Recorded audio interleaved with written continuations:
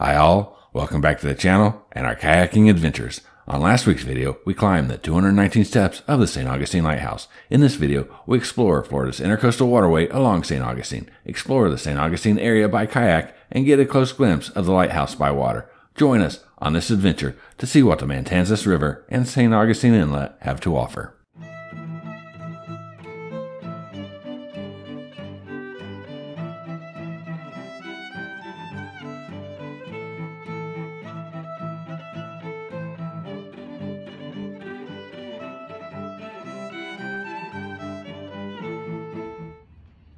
Our adventure started at the Vilano landing boat ramp, located off A1A in St. Augustine, where we unloaded our kayaks and prepared for the day's adventure. There was a fair amount of boat activity at the launch, but everyone appeared to be friendly on this beautiful day. We had a few destinations we wanted to paddle to and see from the water. They were the Great Cross, the Castillo de San Marcos National Monument, the Bridge of Lions, the Black Raven pirate ship, and of course, the St. Augustine Lighthouse were all on our ambitious itinerary. To see it all, it would be almost a 6-mile paddle along the Matanzas River and St. Augustine Inlet. It was a bit after 9 a.m. when we got out on the water. The temperature was 68 degrees.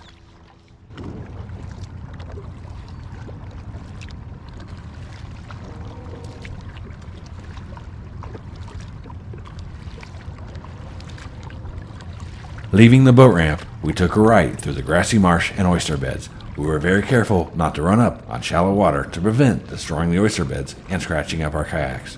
We figured the grassy marsh would give us much calmer water as we paddled toward the Great Cross.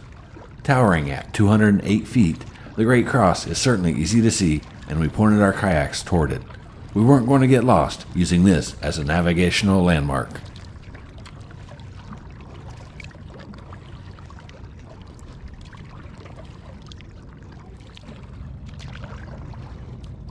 There was a time or two where we thought perhaps the water might be too shallow and we'd have to turn around, but fortunately the water was just at the right height that we made it through. You might be wondering about that giant cross. Oh, we can get closer. Well, the Great Cross was at one time the world's tallest cross. Erected in 1966, the Great Cross marks the approximate site where in 1565 the cross of Christianity was first permanently planted in what is now the United States. It's built out of 70 tons of stainless steel plates, packed with concrete in its lower third to prevent toppling by hurricanes. Its height was designed so that everyone near St. Augustine could see it and be reminded of the religious beginning of our nation, according to a plaque at the base of the cross.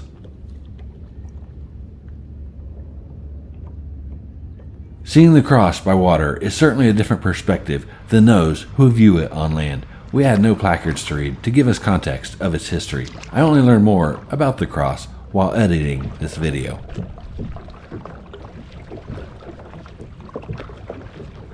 With our first navigational marker visited, we were now headed toward the Castillo de San Marcos National Monument.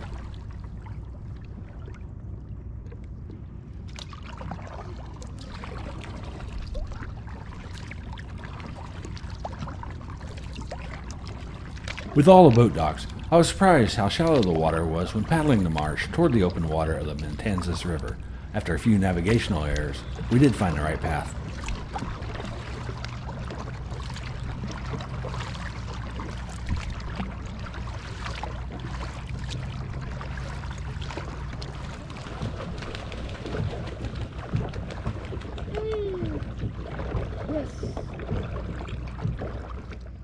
The Castillo de San Marcos National Monument is the oldest remaining European fortification in the United States.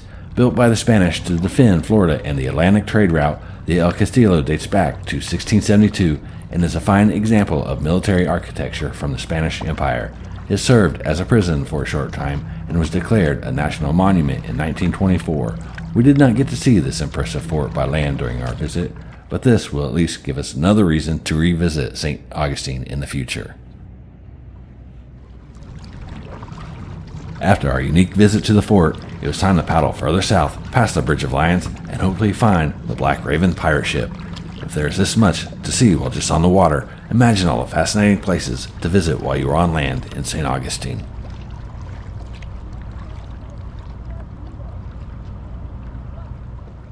Coming up is the Bridge of Lions, which is a double-leaf bascule bridge built in the mid-1920s. The bridge connects downtown St. Augustine to Anastasia Island across Matanzas Bay. The drawbridge opens several times a day for boat traffic. The bridge gets its name from two white marble lion statues guarding the bridge from the west side. The Bridge of Lions is listed on the National Register of Historical Places and is on most people's must-see list when they visit St. Augustine. Of course, when most people go to visit it, they don't plan to see it from underneath in a kayak.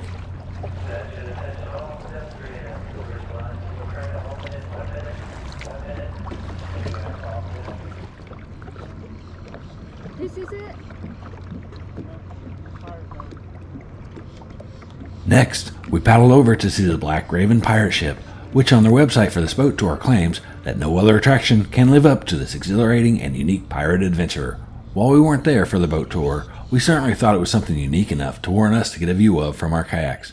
Apparently it sets sail daily at 2:30 p.m., so maybe the next time we might have to plan a later paddling adventure to see this vessel out on the high seas.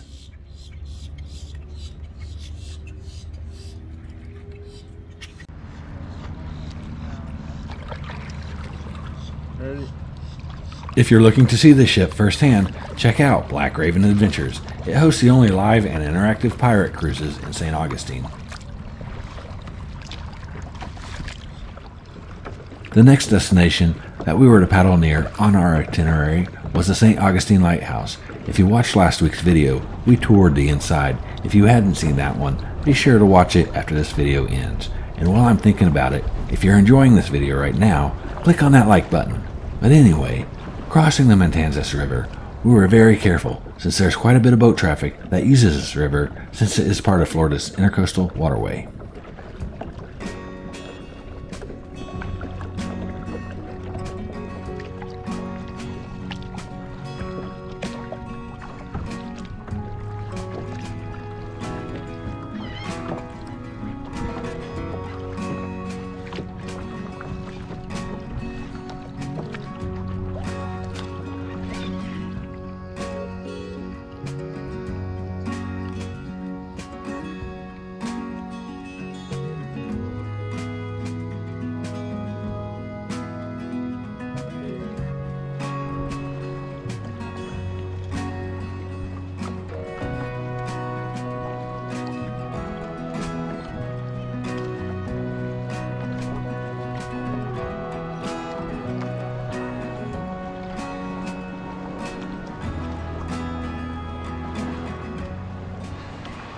On our way to the lighthouse, we found the sandbar, a perfect place to stop, stretch our legs, and we hoped it might yield us a few seashells. After a little searching, we found no shells in sight. We did grab a snack and watch a shrimp boat move along the ICW, probably going out to get its catch of fresh shrimp. After a little bit of a break, it was time to get back out on the water and finish out our adventure. We didn't know there would be a few small challenges still yet ahead.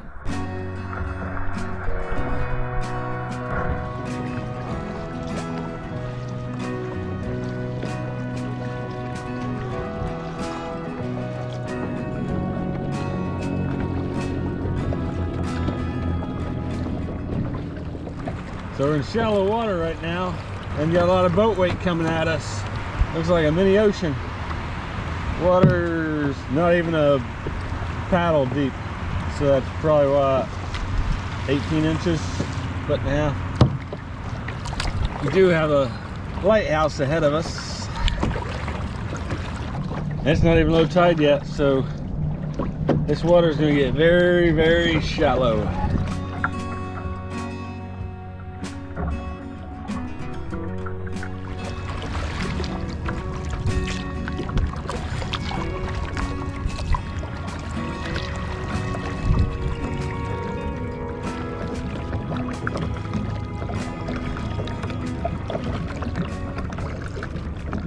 Seeing the lighthouse during the day on the water, it can be difficult to grasp just how tall this lighthouse is, but at night, it certainly shines bright. The lighthouse was built between 1871 and 1874. The structure is the second lighthouse tower in St. Augustine, the first being lit officially by the American territorial government in May of 1824 as Florida's first lighthouse. Facing erosion and changing coastline, the old tower crashed into the sea in 1880, but not before the second lighthouse was built.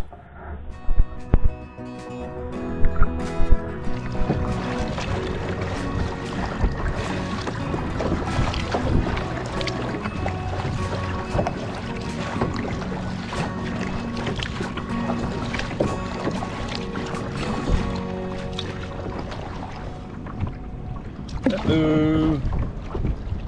Shallow waters.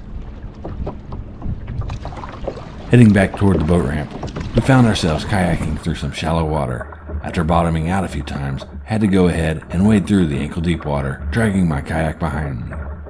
I even came up with another method of moving my kayak along. That's how you kayak. Okay. After finally finding deep enough water to kayak through again, it was smooth paddling. We did have to cross the Matanzas River one last time to get safely back over to the boat ramp.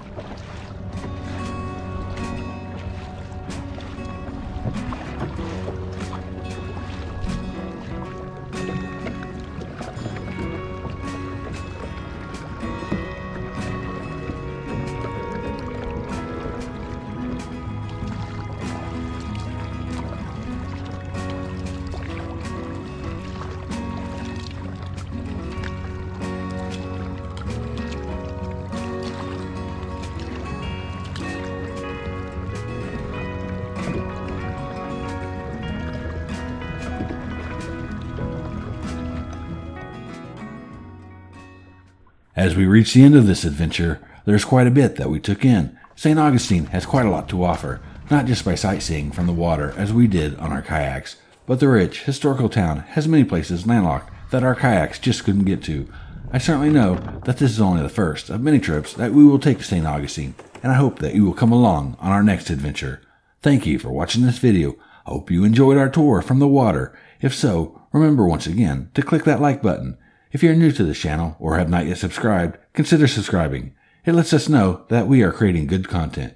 Until the next time, I hope to see you out on the water someday.